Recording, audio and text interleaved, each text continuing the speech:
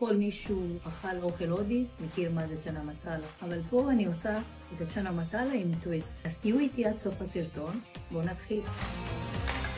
פה עגבניות, פלפל חריף, קצת שום וג'ינג'ר. ממש מעט הל, קינמון וציפורן. זהו, נתחיל עם אש נמוך, בלי שמן, רק עם חמאה. כל מישהו שרוצה אפשר עם שמן זית, כל שמן שאפשרי, בצל.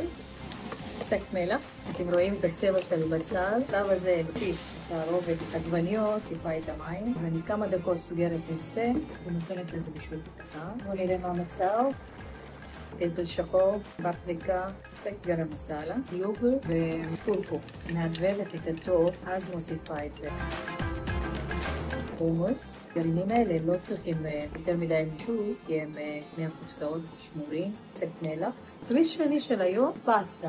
בישלתי אותו ואני מערבבת אותו לכאן, נותנת לזה בישול. כל הפסטה יספוג את העלים של טיל ובא את זה לכאן. טיפה שמנת, פיה אחד של חמאה.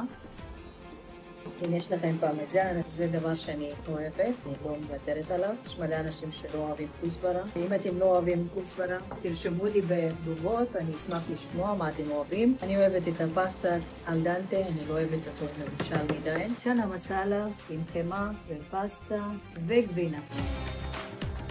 אז בואו נטעם את המנה. אתם חייבים לטעום, יוצא נדיר. אז נתראה עד פעם הבאה.